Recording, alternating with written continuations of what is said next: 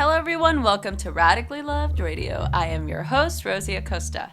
I am so excited today to talk to one of my dear friends, Kathryn Budig. She is an incredible yoga teacher. She's a writer. She's a lover of food. And she just launched her second new book called Aim True. And it's all about how to love your body, how to eat without fear, how to nourish your spirit, and really discover true balance in your life. Here's a conversation with Kathryn. Mostly the people in our industry are really fit, and like really, Very. you've talked about it so much, in interviews that you've done and videos that you've done, like about this certain mold that we have to fit. And I think that for the people that I work with and what I do, I do a lot of coaching and just being in the yoga world, it's something that I feel like, especially now, really needs to be addressed, especially with social media and all the hmm things that are hmm going on. So I kind of wanted to talk a little bit about that. And I obviously I know you and I know how you feel about it, but I want to be able to give my listeners an opportunity to hear your voice and for us to just have this really honest and real conversation about that, that perspective Totally. or that perception that people have out there. So, Yeah, I think that's a huge topic. I definitely want to address that. yeah, so I think that number one, just kind of getting into, I guess maybe we can start with a little story that I have, and I kind of want to just get your take, and maybe we can Okay. kind of progress on that. When I Yeah, that sounds great. Good. When I first started teaching, I graduated from, Yoga Works. I did my 200-hour training and I was so pumped. I was so excited. And I grew up in LA, so I was in West Hollywood and I was like, oh my God, I'm so excited. I can't wait. I'm going to go to all these studios because, they pump you up. It's like, go to studios, hmm take class, meet the owners and like, just get out there. And I was like pumped. I'm like, yes, I'm going to do this.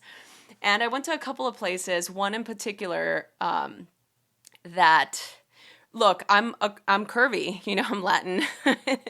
And I also like I love food. I love to eat. And Yeah, girl. I right? And when I was in my younger teens, I was really overweight. I was almost 200 pounds, so I lost a lot of weight. I got really healthy. And like now I'm just at a point where it's like my uh, body does what it does. It goes up, it goes down, hmm and it's all good, Yeah, So, that's what bodies do. Totally. right? Yeah. That's like the normal thing. So I went into this one studio and I hmm met with the manager and she was lovely and I came and I taught a class and then I met with the owner and the owner was not as kind. I taught the class and then she had me take her class and then I didn't hear anything back and the manager had told me like that they needed me for sure. She was happy to have me. She wanted to put me on the sub list and all these, great things. So I didn't hear anything back for about a week. And then I hmm emailed the manager and I was like, hey, I'm just checking in to see what the status is on this. Like, I'm really excited to come be part of the team, like anything that you guys need. She sends me this email and is like, you know, I spoke to, I almost said her name. I spoke to the owner and, and, Whoops. she said she's going to pass. I'm really sorry about that and to get your hopes up, but she just doesn't feel that you're fit enough to teach yoga here. And that Wow. was it. And you've talked about this before when people give you compliments and all you hear is the bad ones. She did rattle off a couple of things about how great and the training and my training was great and my alignment, all that stuff. But all I heard was, you're not Wow. fit enough. And wow, so Well. this was right at the beginning. So my little hmm dreams and my heart was just so crushed. And I just remember feeling like, wow, this is where we're at. Like this hmm is it. And look, it's LA, it's anywhere really. It's just our social norm, right? It's the cultural norm that we live in, Cultural, right? Or right? media norm. Media norm, that's right. And that actually it bummed me out. I was pretty down for a while after that. I didn't really kind of do much of anything because then I was like, oh my God, well, should I focus on working out? Do I need to lose weight? Like, what do I Hmm. need to do? Is Hmm. this the only way that I'm going to be able to succeed in this industry that requires a mold, right? This certain body type that I'm not, and nor will I ever be, but it actually helped fuel me, and it kind of gave me that sort of push to be like, well, no, if I'm really in love with this practice and what it represents and what I want to do in the world, I cannot allow that to cripple me, although it did, and I want to talk about that, but it's just like that really allowed me to kind of open my eyes to the reality of the world, right? Hmm. Yeah, it's horribly depressing because I mean, especially if you're in a place like Los Angeles and you go to a yoga class. True, what you might see as the norm in a yoga class is going to be, a sea of incredibly petite, normally female or male, very buff, tanned, perfect looking bodies.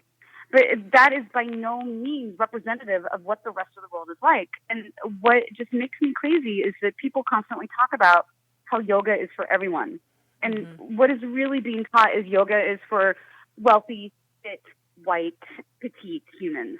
And it is just, it makes me crazy because for you to experience something like that going in and not being fit enough, I'm like, okay, so you're basically saying that the only kind of teacher you want is the teacher that's going to appeal to the already fit crowd of students that you're trying to attract. When in actuality, the majority of the world is not a size 4. The majority of the world is not petite and fat free. And the majority of the world needs yoga. And so what we're doing in the situation is basically saying, I'm going to take away anyone that could be even remotely relatable. That someone that could stand in front of a classroom and say, hey, like, I look like you, or I know what this feels like, and I'm going to teach you a wicked good yoga class, and we're going to join together, and we're going to show that yoga comes in all body shapes, all races, all ages, because that's what it is. And it's just, it's funny because I'm experiencing that on social media today, where a really dear friend of mine is joining me in my Aim True book challenge, and she's a gorgeous Black woman who's got some meat on her, and she's so sexy. She's like one of the most beautiful women I've ever seen, and she's helping me out this week with the love who you are right now and love your body part. Mm-hmm. And she's just this incredibly empowered warrior for self-love, and she's just embraced her body. I mean, she is what she is, and I think she looks great. Of course, society is going to say she's quote unquote overweight, but if you look at her yoga practice, she's one of the dedicated practitioners I've ever seen, and she can do stuff that people who are a quarter of her weight could pull off. And she got attacked today when she posted for her weight. And some people calling her, oh, so you're encouraging us to not be healthy. Oh, she clearly doesn't eat well. And then this is just the epitome of what I fight against on a regular basis, because people who think they can flippantly comment about what someone looks like and assume they know what their regimen is and how they treat themselves. Like, this is, I've experienced it, you've experienced it, what it's like for people to project basically their insecurities onto another person and say that they're not fit enough, that they're not pretty enough, that they're not good enough. Yeah. And this scars people for life. And it's just whatever we can put into the world right now to combat that. And social media, like, it's so freaking, because people would never say this to your face, and yet now they have a platform where they can say the nastiest, most thoughtless, like, how small does your brain and heart have to be to make those kind of comments about another human? Yeah. It's just heart-wrenching to me.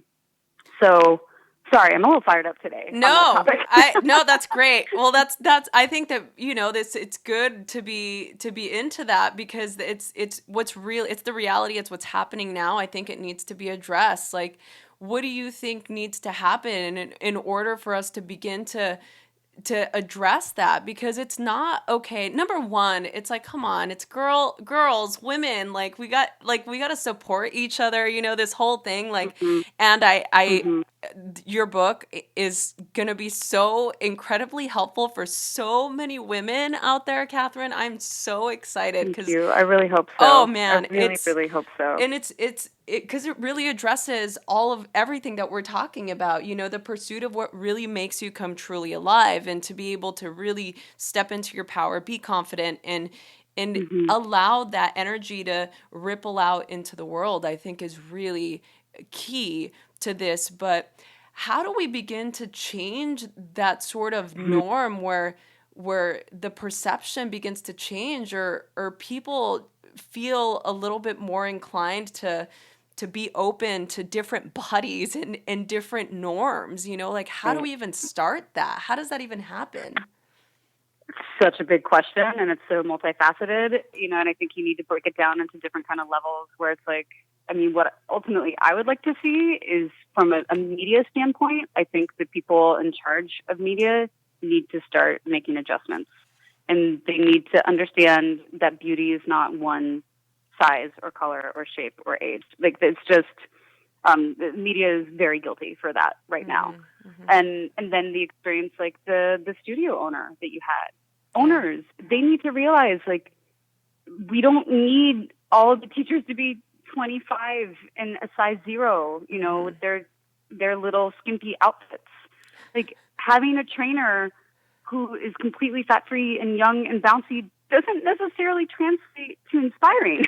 Yeah. I mean, a lot of people would be, I mean, I teach people of all different ages and weights and experiences. And I mean, I'm blonde and a size 4. So, but I'm also like, this is who I am. This is the meat suit that I was given, and I'm doing the best with it that I can. I love it that you But, call it a meat suit, by the way. Carry on. But, if I was in charge of running a studio, you better damn well believe that I'm going to make it diverse. Yeah. Like, it's just, you have to, if you truly want to appeal to a large audience and not isolate people. So I would like to see the bigger companies and the people creating platforms like that open up their eyes to making it more diverse and not seeing health as a specific mold that fits into a specific box. And then I think at a more, simple level with our personal interactions is there's something very dangerous when we label each other, Mm-hmm. and I've even tried really hard to not label, because it's easy to fall into the category of like, I'm short, I'm curvy, I'm this. And then I just feel like every time I do that to myself, I'm ultimately limiting myself when I do that. And when I do that to other people, I limit them as well. And it also gives us a platform to compare and judge each other. Mm-hmm. And that's where a lot of the hurt comes from. That's where a lot of the pain comes from. And yeah, we are all different. And I'm not saying that we can't acknowledge that, but I would just love to see people embracing their differences. But beyond embracing it, don't look at what's so different between us. Like, there's so many similarities in everyone. Just get back into this place. Like, you're like tall and white and slender, and you're 12, and I don't, like, it's whatever the different labels are. And it's like, that's fine, but how are we all connected? Yeah. If we could get back to a place like that, it would be amazing. And then the final touch is just learning how to speak positively about yourself, because that's so incredibly important. Because I'm a firm believer of when you just sit there and you speak poorly about yourself, even if you think you're being funny and it's, some comical, self-deprecating humor, you're giving people permission to do the same. Yeah. But when you actually embody empowerment, or you're like, hey, I'm not 100% cool with now, but I'm working on it and I'm focusing on the positive things that I have going for me, you encourage other people who are going through a dark space to be like, you know what, I'm going to step up my game and I'm going to meet you at your level. So those are all the little tools, like, from big man media to personal day interactions, that I think if people could just consciously make the decision to adjust, could dramatically shift the separation that we're experiencing right now. Yeah. Why, on that vein, why do you think it's so challenging for us to take compliments? I think that's a kind of weird societal thing where we're kind of taught that if you are confident, that's somehow synonymous with being narcissistic. Mm. And And there is a fine line, obviously. I'm not saying that I think people should walk around and be pompous, but I teach this. I think it is deeply important for everyone to understand what makes them unique and what they're passionate about and what they're talented at, and to own it, and to cultivate it and harness it. Because if you don't, then basically you've got these talents. Everyone has them, whether you want to admit them or not, and you're just sitting on them. And if you're sitting on your talents, what are you doing with yourself? Like, I think a huge purpose of being in this life is to get out there and to share your talents and to inspire people to do the same. So, it's a readjustment period, a rewiring of the brain to be like, it's okay to like yourself. It's okay to be confident in yourself.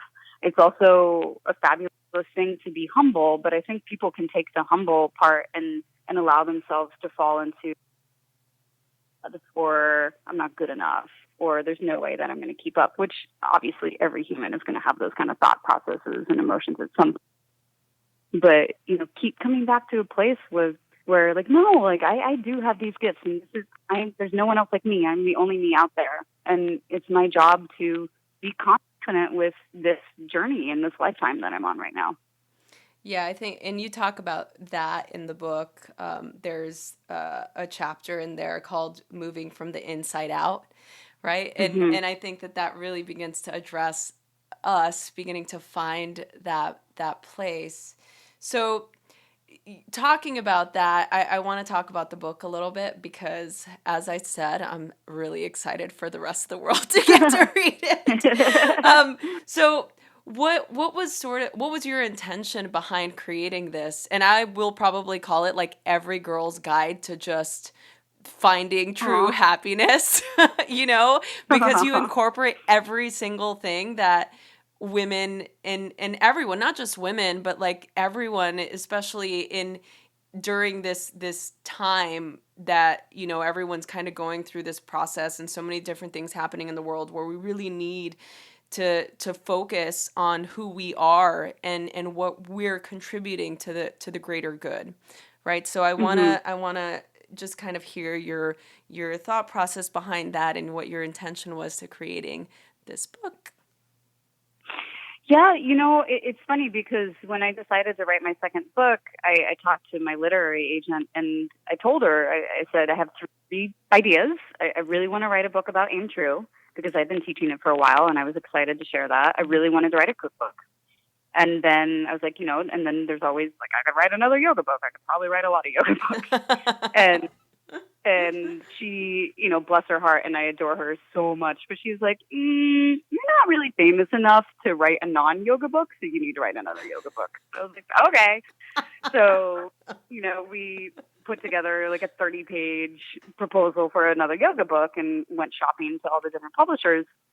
And it went over well, but several of the publishers were like, hey, what's this whole Aim True thing that you talk about and you teach so much? And they were really interested in it. So a few of the publishers, I just whipped together a 2-page proposal for Aim True, and that's what I ended up going with. And so that was kind of amazing because that was a song Aim True had to be written, that the time was now and this needs to be put to paper. And it was kind of daunting in the beginning because although this is what I teach on a regular basis, I didn't have a fully fleshed out outline for how I envisioned the book to be. And all of a sudden I had been hired to write it. So I was kind of sitting there with a 2-page proposal like, oh crap. You're like, now I have to do this. Like, this got real. So it was this kind of beautiful accident. And I was very fortunate to have a phenomenal editor that helped me to formulate my thoughts into a coherent pattern. And that's how the book was born. And it's just such a lovely experience for me to sit there and think about, okay, how do I compartmentalize Aim True into all these different areas of our life, which is really what I try to tackle in the book, because I didn't want to just explain the philosophy. I wanted to explain the philosophy, encourage people to apply it to their lives, but all aspects of their lives. How do you view your body? How How do you love yourself? How do you look at your food? How do you consume your food? How do you take care of your physical self? How do you take care of your mind, your friendships? And so that's how these different sections of the book came to life, was aiming true application to all of this. Which turned into one very large book. And it's amazing because we had to cut, 50,000 words out of this book or something ridiculous like that. Wow. Yeah. So there hopefully will definitely be a follow-up to this book eventually. But that's how it all came together. And it's such a complex book that it's really difficult for me to quickly summarize what it's all about. Yeah, but I kind of like that it's difficult to summarize it quickly because I want to provide something complex. I don't want it to be the kind of book where you read it once, you're like, that was nice. I want it to be a book where people can refer to it and come back to it. Obviously, it's full of recipes. So I'm hoping that it'll get dirtied up in the kitchen and all that goodness. But that's how my little baby number 2 came to be. Yes. And let's talk. So now let's talk about food for a little bit, because that's something very dear to every single person in the world. And I love food. I love to cook. And I've obviously already tried a couple of recipes in the book that are amazing. So the fish tacos are my fave. Like they're so good. And there's a lot of like different, there's juices, smoothies, like every dessert. That's actually my favorite too. There's everything. So thank you for providing us with a plethora of different options. Yeah. In that same, so just kind of going back to this whole idea of where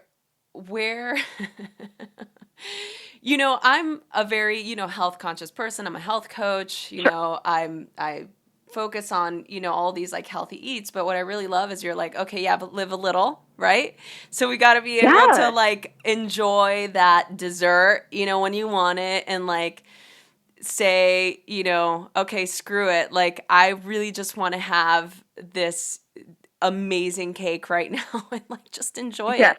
So how do we, especially again, just this goes back to the societal thing of like why some of us feel like we can't enjoy food. That's why I feel like the way that you address it in the book and you break it down, like food should be enjoyable. Like we should, I think you talk about it. It's love. Like it's just us feeling love and connecting to nourishing our bodies and to being connected to the food that we're taking in and all of that. So saying that, I know that you love to cook. These recipes are awesome.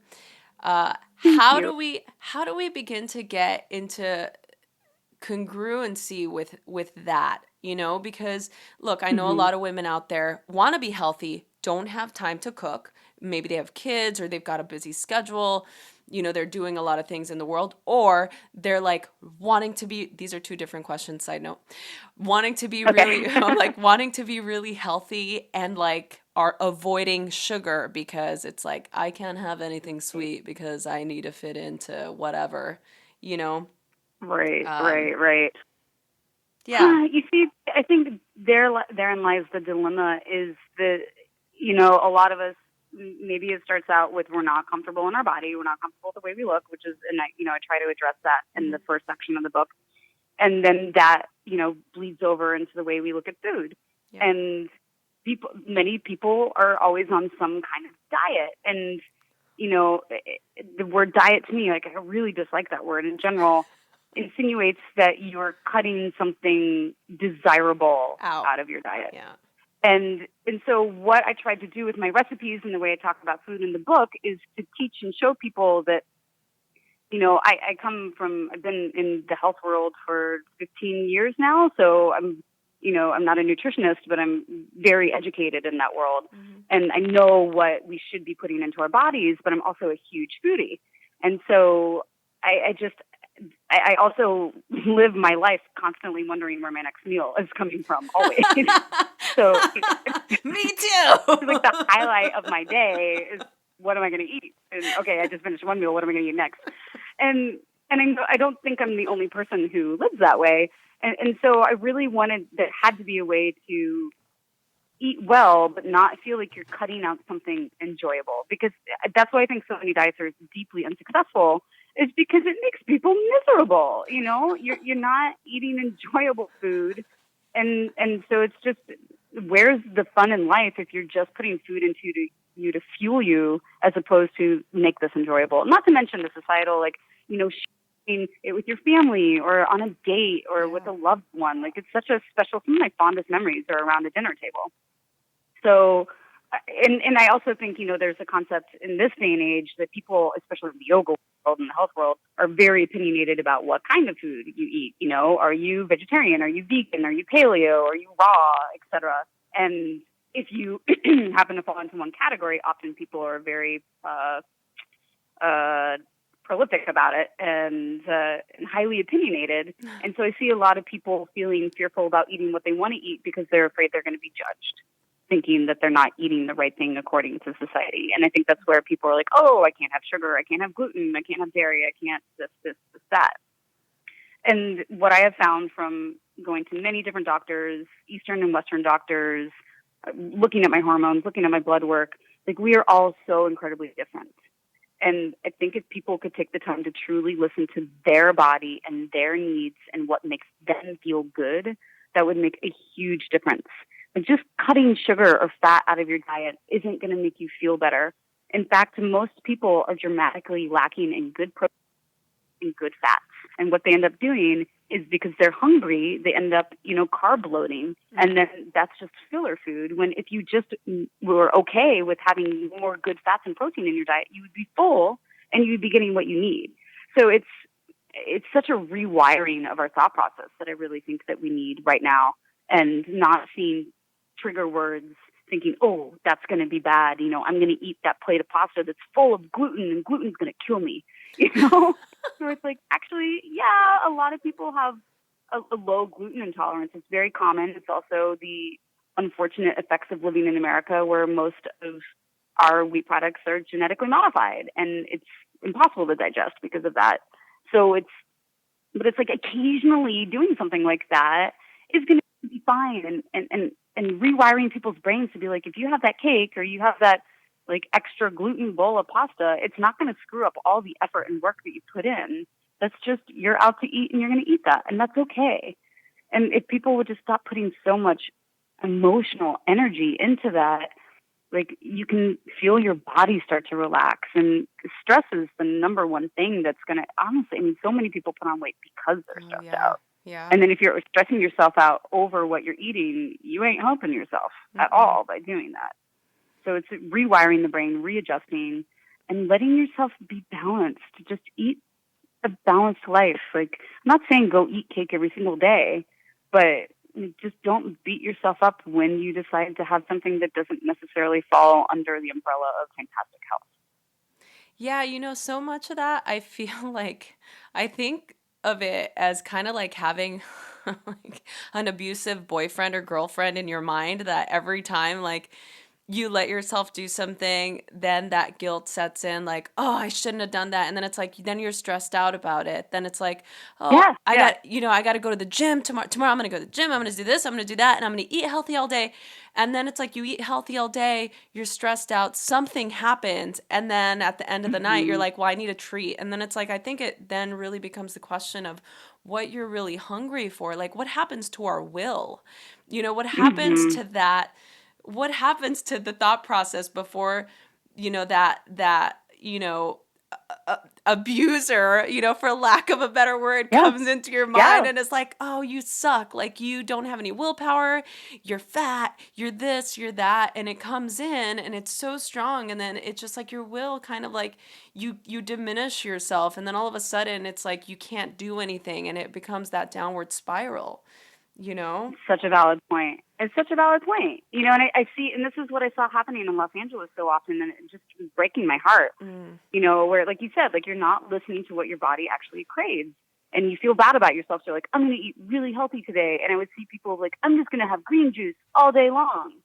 And it's like, dude, your body is not craving green juice all day long. You need to go have some protein, you know, like, you need to go have some, like, if you're vegetarian, like some awesome bean dish, or like go have like some salmon, like something, like that's what your body really needs right now. But meanwhile, we told ourselves, like, well, if I have liquid all day long, like, oh, that's going to make me skinny. Like, it's just crazy, you know? And exactly, you're going to get home and be like, holy crap, give me cookies now, now, now, now, now. So it's just, there's no balance in those choices. And I would love to see people like have a cookie in the middle of the day with something really healthy, like a salmon or a beautiful like lentil dish, you know, just balance it out. Balance Yeah, it out. just balance it out. Well, I think a lot of that has to do too with our ability to be able to trust ourselves to make those decisions, like we have Mm-hmm. to set these parameters like, I think that's why diets are so big. Not that they're successful, but they're so big because, if people have something to kind of commit to, then it's like, oh, well, I'm doing the paleo or I'm doing like no Mm-hmm. sugar and I'm doing this today. And Mm-hmm. it's like, it gives you something to kind of aspire to and have a goal towards. It's like, oh, I want to do a handstand. It's like, look, goals are great. Right. I think Right. they're awesome. Please have goals. Goals are Oh, me great, too. right? Me too. But I think Yes, that there's 100%. that there's something needs to happen. There has to be some sort of like agreement with yourself where it's like you're going to trust that you're going to make the right decision, that you're going to trust yourself when your body Yep. says, I want this donut, even though I'm having, no sugar right now. But it's like if I have a bite or two bites, or if I eat the entire donut, I'm not going to make myself feel like crap about it. Like I can, Right. Don't torture yourself for yeah, doing that. yeah. So I have a friend, I love her theory. She like will go have a croissant, but she's like, but I'm gonna have a green juice. I have a green juice with my croissant. And so it's like totally balanced. that's awesome. And it's such a beautiful rationale where I'm like, I love you. And she just adores her croissant, you know? And it's that's what I like to see, where it's like, oh, okay, so I'm gonna have all these breakfast pastries, but then I'll go have this really awesome green juice or salad or smoothie later, and voila, balance. Like, it's all good. It doesn't mean that you have to say no to the donuts. I actually just had donuts last week, and they were freaking fantastic. Oh, And yeah. we got, like, they had 8 different kinds, and I was like, I have to try all of them. So I probably ended up eating 4 donuts when all was said and done. It was so good. They were so pretty. It was really fun. Well, yeah, it's like what happened to that, like, and look, for us, maybe it's just being in the yoga world and like, there's a certain way and there are certain things and everyone has an opinion about how, Mm. yogis need to eat and how they need to, don't have this and have this and don't have too much of this. And it's like, I think really it's about having that balance and to be able to enjoy yourself without Mm-hmm. that pressure, right? Without having to feel that Totally. guilt. And I think that just kind of going Totally. back to what I was saying about the trust, it's like trust yourself, like listen to what you most need. And it's cool because you talk about this too, about being able to see what really makes you come alive. It's like peel back all the layers of why you're feeling that shame or that guilt, Mm-hmm. get to know what really makes you come alive and what really lights you up, and then from there, then you can begin to kind of, quiet the mind a little bit when you get to those parts of your life where that bring tension or that cause contraction in the body, so that you can really begin to, just live and not have to worry about. Imagine Totally. if I think that maybe I read this or maybe an interview that you did. Imagine like what you ate didn't affect you at all, or like there was no quote unquote calories. Like if that didn't, like how would you live your life different if you didn't have to worry about that or Right? what you That looked would be so like, glorious. right? Or you, like you don't have to Yeah. worry about what you look like or what size or what color you are. Like just go live your life. Like whoa, whoa. Right? A world without mirrors or cameras. How awesome would that be? It's gonna be amazing. People would like read books again. It would be so cool. They would totally. We'd start reading. We would pay more attention. We'd probably pay more attention to like our families, the people in our lives. We'd probably be in Social nature more. interaction. Yeah. Like, what was the world? Do you remember what the world was like before social media? It was awesome. Actually, I mean, Like, I had such an awesome childhood, and I mean, I remember, I don't think I even got a cell phone until I was in college, maybe, Wow. and I did just fine. It was much better. I mean, obviously, I went through middle school. Middle school sucks for everybody, but I have fantastic memories before the social media beast became a thing, and I'm hoping that ultimately it's it's gotta either go away. I just hope it doesn't keep evolving into like a bigger and bigger beast. I'm Yeah. hoping it's going to find a way to kind of fix itself. Look, But and I'm a fan of it. I mean, I know you are too. I mean, like oh, this it's is got amazing yeah. qualities And without a doubt. yeah, we But a lot, I think it's kind of killing people slowly too. mhm. It's just Yes.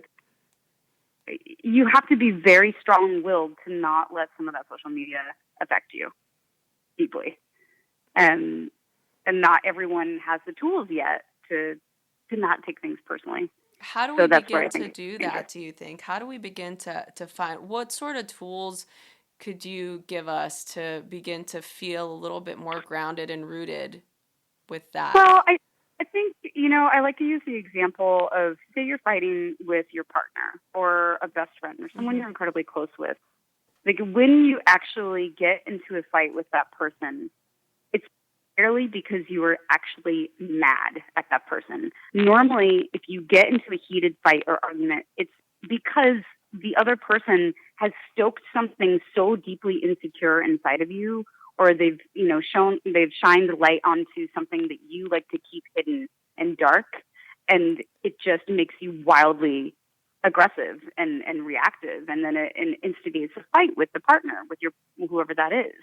Mhm. So it's like, that's what I want people to think about, so that they don't take things personally. Because when people lash out and say these deeply negative things to you, it's coming from such a hurtful place from the person delivering the insult. And if you can truly understand that, like when someone says something demeaning or deprecating about you, they are not taking away your power, they're diminishing theirs. And once I truly realized that, it gave me so much more confidence, Mhm. because I'm a very sensitive human. I think most people are. And I used to really let social media and the negativity when people would attack me get to me, because, I think there's still this little girl in me somewhere who just wants everybody to love me. And so I would let these negative comments cling on to me. But in actuality, I'm like, okay, I've never once in my life taken the time to make a negative comment on social media about anything. Like, I can proudly admit that I've Yeah. never done that before. And Same. so for anyone who feels the right or the need to do something like that, the amount of pain or insecurity that they must be experiencing to think that that's okay to say that about another person, that has nothing to do with you. And so if you can truly stick to your guns and remember that at the heart of everything, like, that's how you're going to pull through people being cruel, because people will always be cruel. It's just the deeply, sadly unfortunate truth of the situation. The only thing that can change is how you interpret it and how you let it affect you. Wow. Yeah, you're wow, that's awesome. Thank you for that. And it's not That's easy, by the way. It's totally no. not easy. It's a practice, and it's something that I am not 100% good at, but I'm working on. And I have to kind of like slap myself around a little bit and be like, come on, game on. This is up to you, Budig. It's up to you. Like, Yeah. otherwise, it just wastes so much precious time and energy when I could be happy and I could be focusing on something, putting something good into the world, and not just, wallowing in my pity pool, basically. Yeah, well, like my teacher, Yoga Rod Stryker, he says this all the time. He goes, He's so great. when you have to think about the destiny that's not happening when you're like clicking and clicking and doing. It's like, what destiny is not happening when you're out there putting that into the world? So it's like when we start focusing on all the like Mm-hmm. negative comments, or Mm-hmm. we start to like feel that, like you have to just single pointed focus, like just keep moving forward. Mm-hmm. Totally. And I think this is so much of the work that you do in the world. Lucky for us, we have somebody like you to aspire to see. And look, we're not all perfect. I totally get that, but like No at one's least perfect. right. We're all a work in process. Yeah, totally. I'm like a mess. Like when my people, well, I mean, not a mess, but it's like we all have like our stuff that we're doing. But you know what? I'm happy to say that I do. And there's a lot of things that I've figured out, and it's so great. And I'm totally Yeah. happy and excited to have had the path that I've had, and to have Mm-hmm. awesome people and friends to look up to see like they're real too. Like these are real Yeah. people. Right? Like we all have things You want going on. relatability. Yeah. So in closing, and I don't want to keep you too long because we're out of time. In closing, thank you for giving us so many really great tools, and for just being a great role model for not just us in the yoga Mhm. world, but just women in general. So thank you for that. And My pleasure. Thank you. yes, I want to close with asking you one question, Sure. and then any other things that you kind of want to give us, any little gems of advice or things that we can practice, or just something that we can do to begin that process, or head towards Hmm. a place of feeling more confident. So, what do you radically love? Hmm. Wow. uh, this is okay. I'm going to go with this one because it's what pops into my head right away. And I'm also looking at her right now. I radically love my dog, Ashi. Um, and that's actually, she's totally giving me like the big saucer eyeball stare down right now. Oh. And, and I radically love her. We've been together for 10 years. She's got her 10th birthday coming up in a couple weeks. And she's been this unbelievable figure in my life. She's like a little tiny guardian angel, and she has this unbelievable ability to be completely in tune with my energy, Mm-hmm.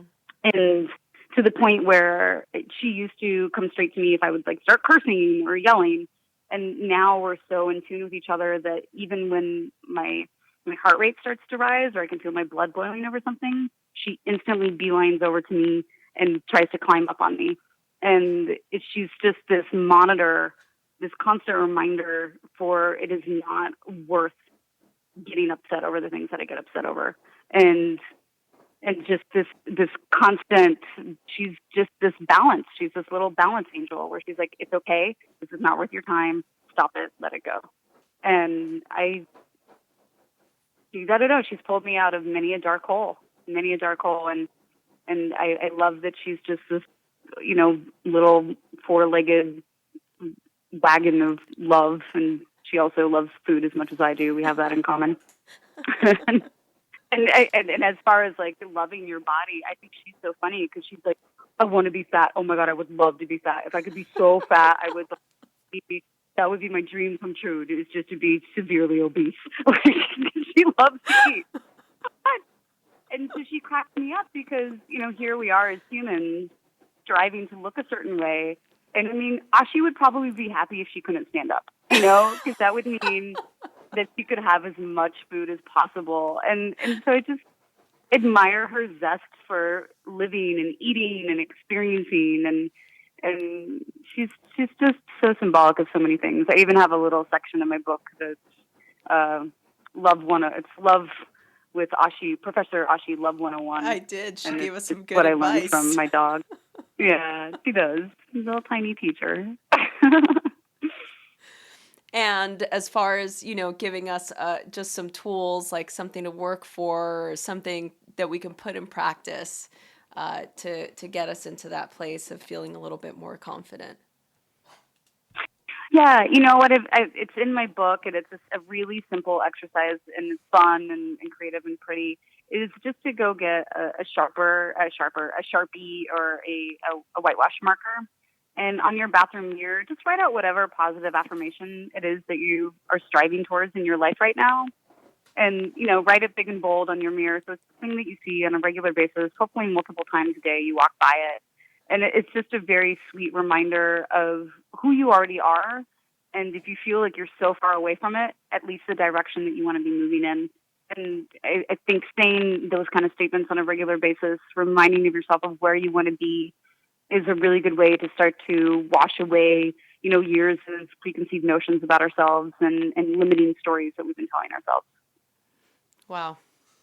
Oh, so great. Thank you so much. I'm so happy. I'm just like, yes. I want to talk to you every day. So that's it's amazing. So, okay, that wraps up our show. Everyone, thank you so much. Kathryn, you're incredible. Thank you for being a hero to us. You too. Thank you so much, Rosie. And yeah, that's our show. Join us again for the next one. Thank you all so much. Thanks everyone for listening to Radically Loved Radio. For more information, you can go to radicallyloved.com. You can follow me on all the social media outlets, Instagram at Rosie Acosta, Twitter at Rosie Acosta, Love Radically on Facebook, and I'm sure there's a bunch of other things that I'm not mentioning, but I'm sure you will find them if you're looking for them. Thanks for listening.